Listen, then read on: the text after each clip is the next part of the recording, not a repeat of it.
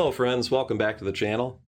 This is a continuation of the previous theory video because, as we know, with all things music theory, there is always more to say. So, in this case, what I'm trying to accomplish is I want to get us to the point where we can understand modes and how they work. Now, in layman's terms, modes are basically scales that are made up of the diatonic scale starting at different degrees. However, we will cross that bridge when we come to it. For now, I'm going to just give us a brief recap, and then we're going to talk about the minor scale and how that fits into everything. And then we'll start breaking out into what the modes mean and how it's all connected. And I will just tell you, once you start figuring out the mode patterns, you'll be able to play in any key anywhere on the neck seamlessly. And it is awesome just being able to have that freedom. So without further ado, let's get started here. So a quick recap. Music is made up of 12 tones. And then another 12 tones, an octave up.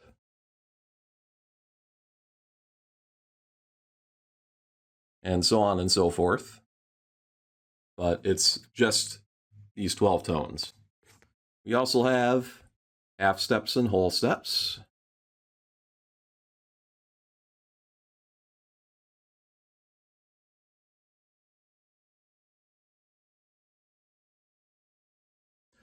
These half steps and whole steps are arranged in 7-note sequences to basically make a scale that sounds pleasing to the ears.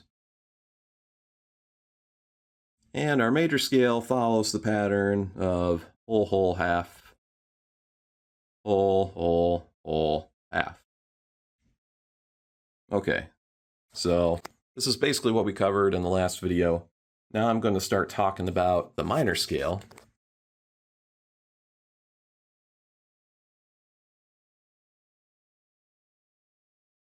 So what's the deal with the minor scale? It's obviously a sad, more melancholy sounding scale. It's great for soloing. Piano players love it, guitar players love it. Anything that needs like an emotional feel, it's kind of like the go-to scale for that. Now the pattern for the minor scale is whole, half, whole. Whole, half, whole. Whole. Now, if we use the E minor scale and follow this logic here, we find we have the notes.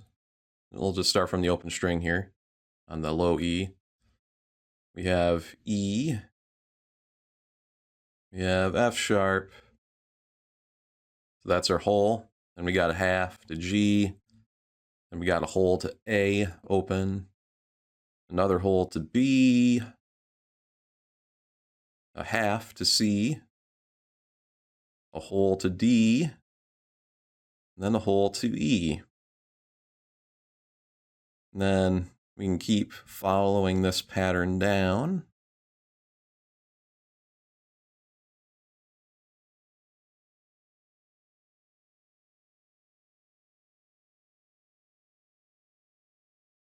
D, E, F sharp, G, A. So this is an example of E minor. My marker will stay alive here. 3-note per string pattern.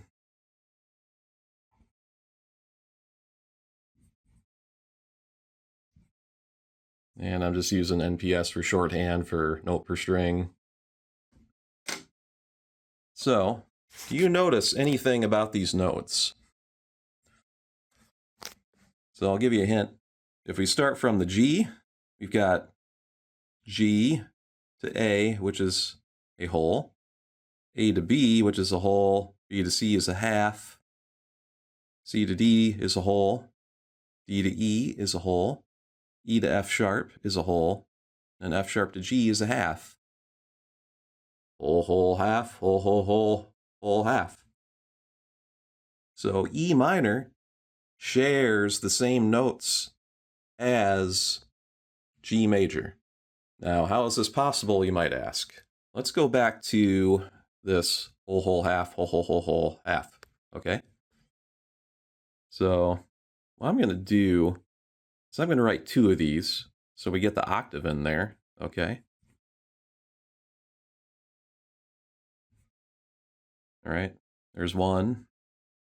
I'll separate them here just to avoid confusion. So I'll write out another set. Okay. Now watch this. You're going to love this. Check out this minor scale pattern. Okay. Now in G, if we count up to where our E note is, we've got 1, 2, 3, 4, 5, 6. Now let's count up our pattern here. 1, 2, 3, 4, 5, 6. Okay. So let's just put a marker here. Now let's compare our minor scale. We got a whole and a half, whole, whole. See up here following? Half, whole, whole.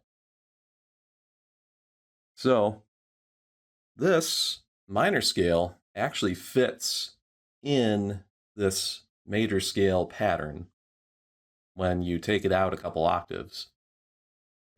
That is because the minor scale, or I should say the E minor scale, is a relative scale of G major, as in it shares the same notes and to some extent the same pattern.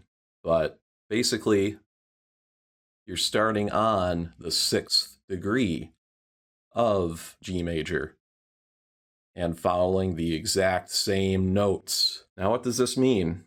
If you take any major scale, regardless of where you start, and you follow it out to the 6th degree, and you start playing it from that 6th note, that is that major scale's relative minor scale, as in it shares the same notes and falls into the same note patterns.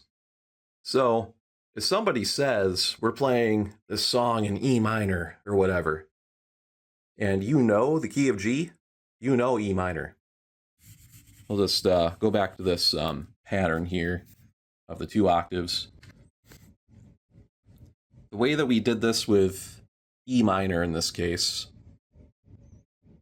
or just any set of notes that follows this pattern, and we start on that 6th degree and bring it out, we can do that with the 2nd, right? We can do that with the 3rd degree. All right, so half, whole, whole, whole, whole, half, whole, whole. We can do that on the 4th, 5th, you name it. You kind of get the idea of you get what I'm selling when I'm smoking, right? These are called modes for whatever major scale you happen to be in. So that means for, let's just use G for example. I'll write out our G scale here.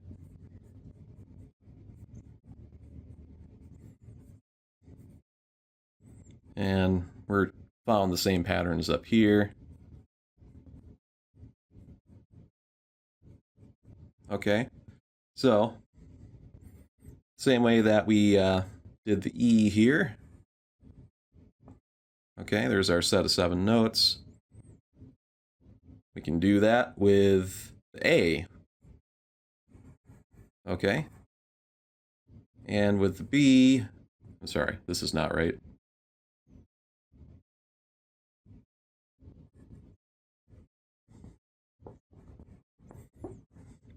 We can do that with the A, with the B, with the C. It's starting to get messy. Apologies. For every single note, you can do this. And the pattern will change. So if you're starting on A, you're starting from here, okay? Whole, half, whole, whole, whole, half, whole. Let's pick a random spot. How about the fourth here? So whole, whole, whole, half, whole, whole, half. These are called the relative modes of G. They have special names.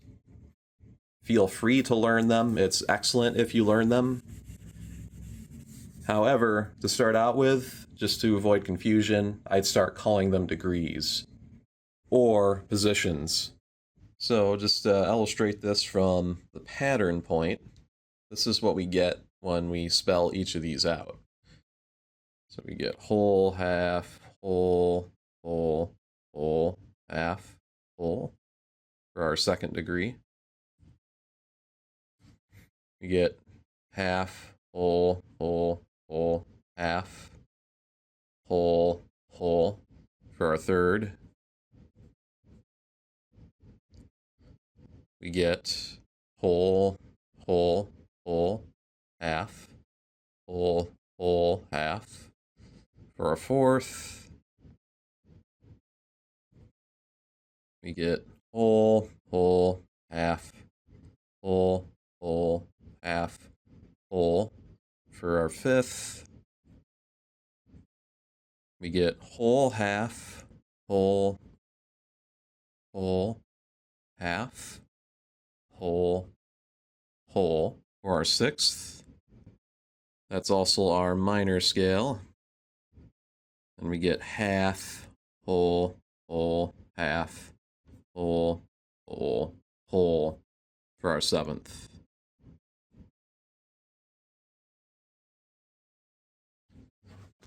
And these are the patterns of all the modes. Just got a more cleaned up shot of that for you guys. It was getting a little crowded in there. But literally, the pattern just shifts a single degree, and it follows within this 2-octave pattern. It follows along with it. And that's one way to wrap your head around what exactly these things are. So in the same way that we learned this 3-note per string pattern in our first video, I went and cleaned this up a little bit, and I got some actual diagrams, okay? These are the 3-note per string patterns for each mode. So let me just spread these out here. Okay. There is your recipe to perfect freedom on the fretboard. And the patterns here, they all line up with the patterns we were talking about up here. Depending on where we start, if we count 7 notes, we're going to be in the relative position within that scale. And whether you're on the 2nd position, 3rd position, 4th position, these are all scales with unique names, but they're all relative to G, and they all share the same notes with G. But once you learn these patterns, the notes almost don't even matter at that point. Because now that you understand this pattern, and that you can start on the 2nd and just work your way on these 7-note patterns, you can apply this to any key that you want. Because all we're doing is we're learning patterns.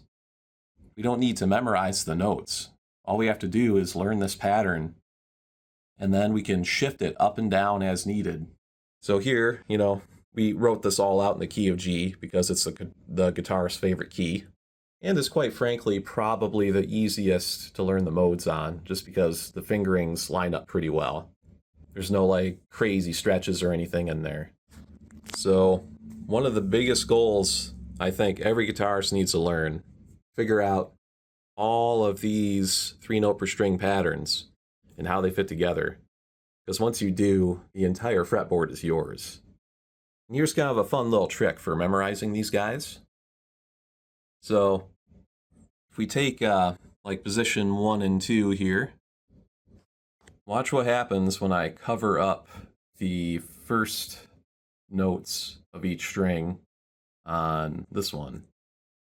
Now compare that to the second one. You see that? So once you learn one, you know 2/3 of the next scale. So when you're shifting these things up the neck to position 1 to position 2, you already know, like this part here.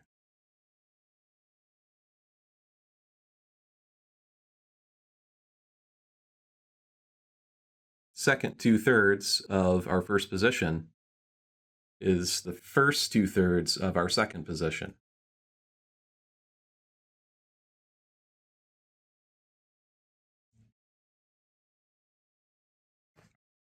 Do you see that? And this is true for each one. So let's take 3 and 4. So we've got the last 2 notes of our starting one here.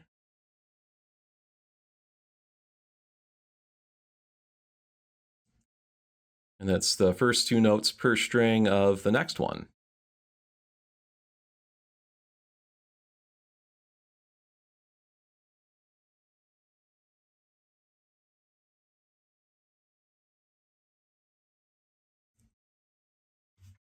Are you kind of seeing how that works? So by nature, these are actually easier to memorize than, like, say, your box scale shapes. And what I mean by box scale shape is basically what they'll do is they'll take like these modes and they'll like collapse them down so that there's like 2 notes per string, then 3 notes, then 3 notes, then 2 notes, then 3 notes. It's kind of a pain in the butt, really, for the picking patterns. And it's also a real pain to memorize because it feels a lot more random. Whereas with the 3-note per string method, we have these patterns that we can build on. So say you practice like your first position religiously, and you want to start learning position 2, well, you already know the first 2 notes on each string. So you just have to learn these last ones, like the last note per string. So you just have to learn the last note per string for the next position. And then you just keep following that, and it all builds on each other until you get to the octave, and then it all starts again. And you've already learned it all at that point. But can you just imagine the power of this? I mean, once you learn these 3-note per string patterns, that's literally the entire key all across the neck. And then, if you want to play in a different key, all you have to do is find your starting note, and then is the same pattern. So you could take this G, shift it up to A, and now everything's relative to A. You could shift it down to F, and now everything is relative to F major. Possibilities are just endless, and this completely opens up your musical ability and creativity on the fretboard. And from there, it's really just about technique. There are, of course, discussions to be had about chords and intervals and all that fun stuff. But as far as like lead guitar playing and like just learning the fretboard and the shapes and how to stay in key, this is like the biggest building block that you need in order to understand it all. Now, I'm sure this is going to really click with some people, and other people it's going to be more difficult. And that's perfectly okay, because everybody learns differently. Like, you might not even start to understand this until you start, learning these patterns and then feel like how they fit together. You might be a person that learns better with notes rather than patterns, in which case, feel free to fill in the notes and learn all the notes on the fretboard. But I think for the majority of players, we are very visual, very pattern based. And these 3 note per string scales or modes, they just play perfectly into that because they're related, they build on each other. It just makes sense.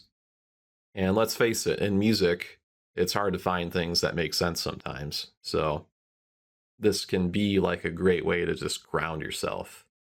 And if you run into musical situations where you need to go outside of this, you are at least aware of what you are doing and you are breaching the key on purpose rather than by accident, which leads to really cool things rather than a disaster.